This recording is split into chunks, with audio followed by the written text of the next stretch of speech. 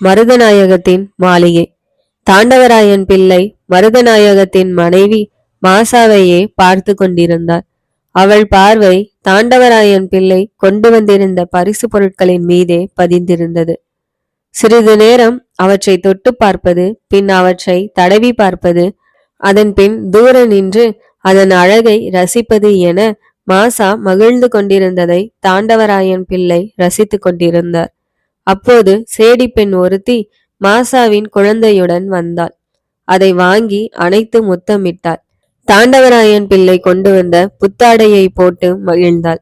அதன் தலையில் தங்க தலைப்பாகையை சூடி பார்த்தாள்.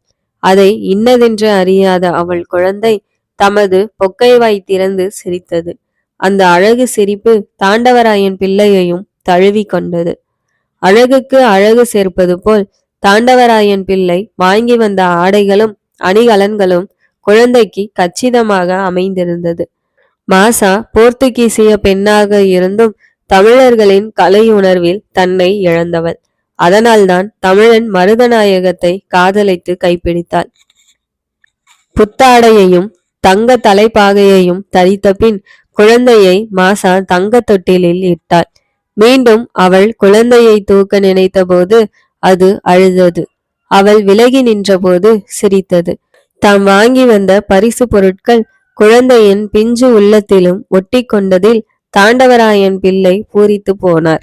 தங்க தொட்டில் ஆட அதில் அமர்ந்தபடி குழந்தை சிரிக்க, அது கண்டு மாசா கைகொட்டி சிரிக்க, இவற்றையெல்லாம் தாண்டவராயன் பிள்ளையின் கண்கள் கவனித்தாலும் வந்த காரியமே அவர் நெஞ்சில் நிறைந்திருந்தது. அப்பொழுது என் குழந்தைக்கு பலரும் பல பரிசு பொருட்களை கொண்டு வந்து இந்த அரண்மனையில் குவித்தனர். ஆனால் நீங்கள் கொண்டு வந்திருக்கும் இவற்றிற்கு இணையாக எதுவும் இல்லை என்று சொல்லி கொண்டிருக்கும் போதே அரிய பொருளை தங்கள் குழந்தைக்கு அன்பளிப்பாக கொடுக்க வேண்டும் என்று எங்கள் மன்னர் விரும்பினார். அதனால்தான் இவ்வளவு கால தாமதம். தூத்துக்குடியில் இருக்கும் ஒரு பொற்கொள்ளரிடம் செய்ய கொடுத்து நான் உடனிருந்து பார்த்து பார்த்து செய்தது. இப்போது உங்கள் உள்ளம் பூரிப்பது போல் எங்கள் மனமும் மகிழ வேண்டும் என்றார் தாண்டவராயன் பிள்ளை. அதற்கு நான் என்ன செய்ய வேண்டும் என்பது போன்று மாசா பார்த்தாள். உங்கள் கணவர் எங்கள் சிவகங்கை சீமை மீது பகை கொண்டிருப்பதாக அறிகிறோம்.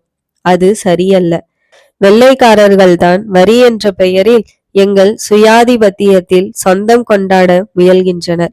உங்கள் கணவர் எங்கள் மண்ணில் பிறந்தவர், அதுவும் என் சமூகத்தை சார்ந்தவர். அதனால்தான் புலித்தேவரை தோற்கடிக்க அவருக்கு எங்கள் படையை கொடுத்து உதவினோம். இதையெல்லாம் மறந்துவிட்டு வெள்ளையரோடு சேர்ந்து கொண்டு எங்களிடம் வரி கேட்பது என்ன நியாயம்? இது பற்றி நீங்கள் அவருக்கு எடுத்து சொல்ல வேண்டும் என்று தாண்டவராயன் பிள்ளை சொல்லி முடிப்பதற்குள் அங்கே மருதநாயகம். என்ன என்பது போல் மருதநாயகம் தமது மனைவி மாசாவை பார்த்தான்.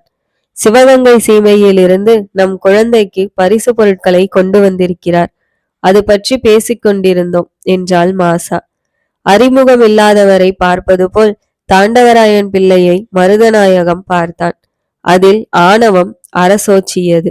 அடுத்து அவர் கொண்டு வந்த பரிசு பொருட்களின் மீது அவன் பார்வை சென்றது. அதிலும் அலட்சியமே குடிக்கொண்டிருந்தது.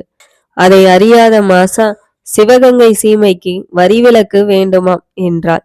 இதற்கு மாசாவிடம் பதில் சொல்ல விரும்பாத மருதநாயகம், சீமையின் அமைச்சரே, அரசு சம்பந்தப்பட்ட விஷயங்களை இங்கே பேசுவது எனது வழக்கமல்ல. இரவு விருந்தினர் மாளிகையில் தங்குக.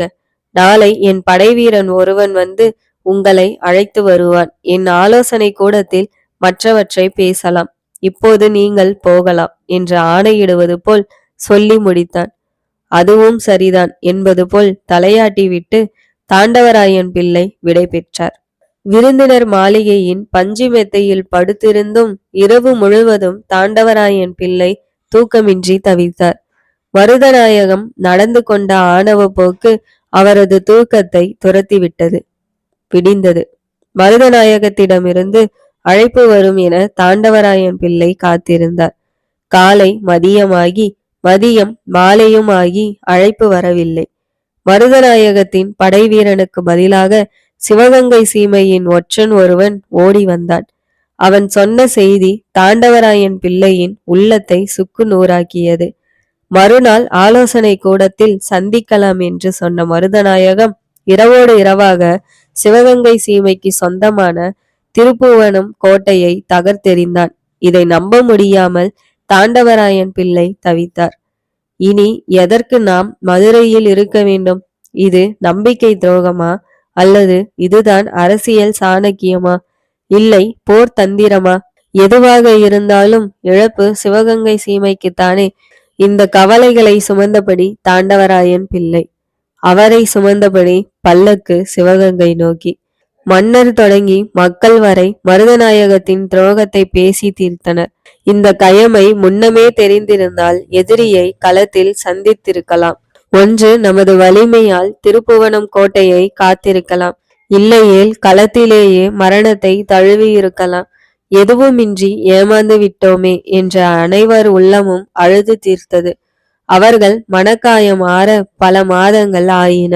இனிமேல் எச்சரிக்கையுடன் இருந்தாக வேண்டும் என்பதை அவர்கள் நெஞ்சில் எழுதி கொண்டனர். வேலு நாச்சியாரின் உள்ளமும் கவலையால் கண்ணீர் சிந்தியது. இந்த துயரை மறக்க அடிக்கடி அவர் நாடி செல்வது சிவகங்கை அரண்மனைக்குள் இருக்கும் நந்தவனமே. அன்றும் அப்படித்தான் அங்கு வந்திருந்தார். உடன் ஒரு சேடி பெண். ஆதவன் ஓய்வெடுப்பதற்காக ஓடி மறையும் நேரம். செக்கர் வானத்தின் ஒளி கதிர்கள் நந்தவனத்திற்கு புத்தழகை கொடுத்து கொண்டிருந்தது. சிவப்பு, வெள்ளை, மஞ்சள் என பல வண்ண மலர்கள் தென்றல் பட்டு அசைந்தாடின.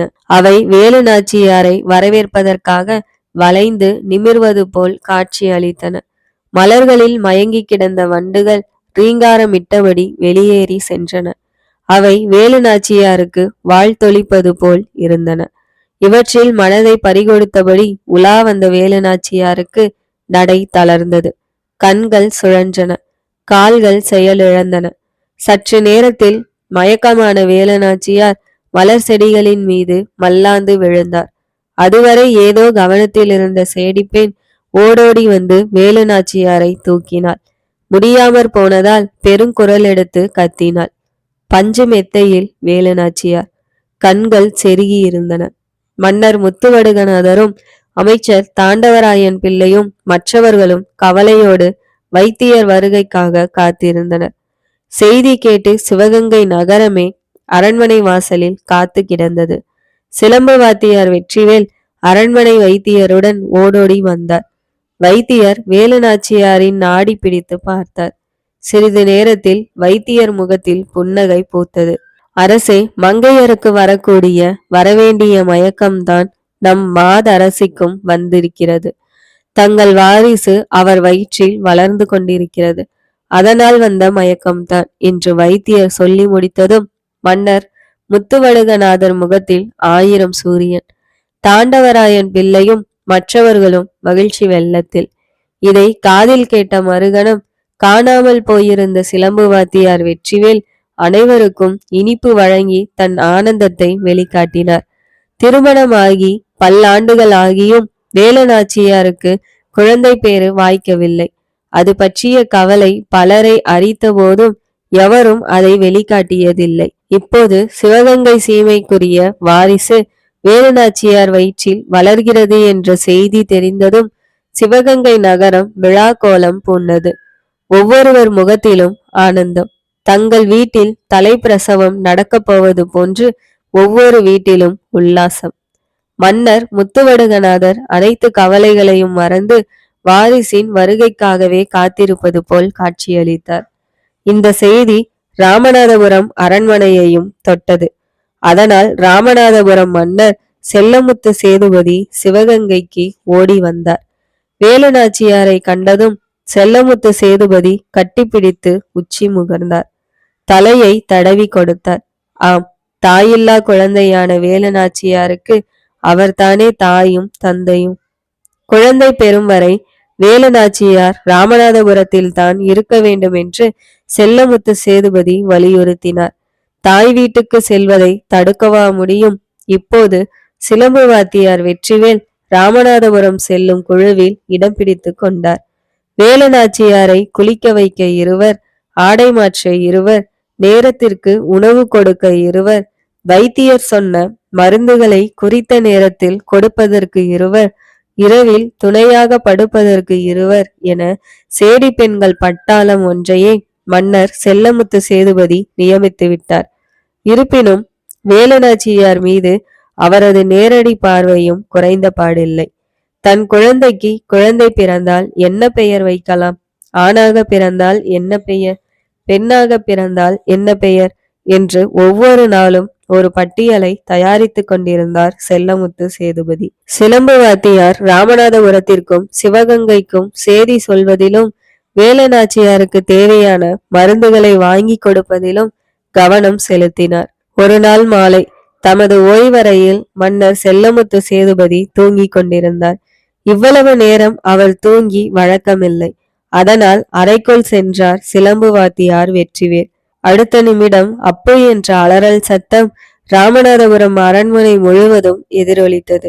ஆம், சிவகங்கை சீமையின் வாரிசுக்காக காத்திருந்த ராமநாதபுரத்து மன்னர் செல்லமுத்து சேதுபதியின் உயிர் பறவை அவரது உடலை விட்டு வெளியேறி வெகு நேரமாயிருந்தது.